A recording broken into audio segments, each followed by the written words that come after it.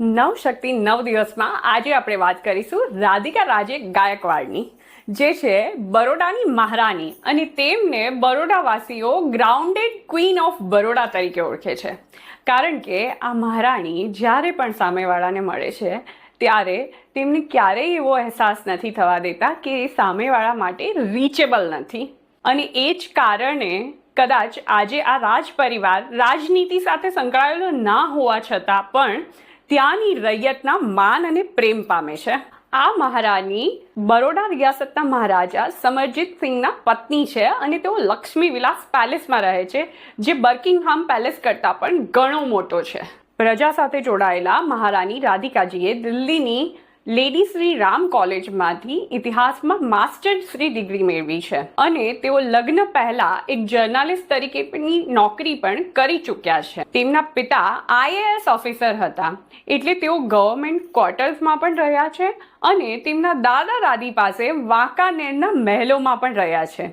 રાજવી તેમજ સામાન્યતાની જિંદગી જોઈ ચૂકેલા આ મહારાણી બેલેન્સનું મહત્વ બખૂબી જાણે છે. એટલે જ તેઓ મહેલને સાચવવાથી માંડીને એક માતા તરીકે, એક વહુ તરીકે, એક પત્ની તરીકેની જવાબદારીઓની સાથે સાથે સામાજિક જવાબદારીઓ અને સેવા કાર્યનું વહન બહુ સારી રીતે કરી જાણે છે. તેઓના માટે મહારાણી શબ્દ એ મર્યાદા અને નેતૃત્વ સાથે સંકળાયેલો છે. તેઓના સામાજિક કાર્યોના નેતૃત્વ ખૂબ જાણીતા છે. તેમાંનો એક છે મહારાણી ચિમનાબાઈ સ્ત્રી ઉદ્યોગાલય, જેમાં તેમણે વિસરાઈ ગયેલી વણાટકલા અને હસ્તકલાને પુનઃસ્થાપિત કરી કેટલાય કારીગરોને આજીવિકા રળવા માટે ટકાઉ પ્લેટફોર્મ પૂરું પાડ્યું છે. બરોડાની આ ખૂબસૂરત અને મોડર્ન મહારાણીજી એ નારી કી સવારી, કે જે પિંક લાઇન પ્રોજેક્ટ તરીકે પણ જાણીતો છે, તેના અંતર્ગત બરોડાની કેટલીય મહિલાઓને સ્કૂલ, વેન અને ટેક્સી ચલાવવાની પ્રેરણા પૂરી પાડી.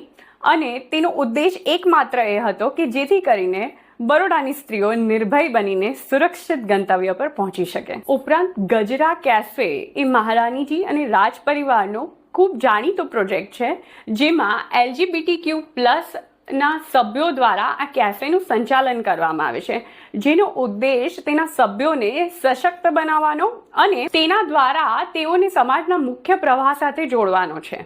બરોડાવાસીઓની પ્રગતિ અને સુખાકારી એ મહારાણીજીના જીવન ઉદ્દેશ છે. એમને એમ જ તે બરોડાવાસીઓના હૈયે રાજ નથી કરતા.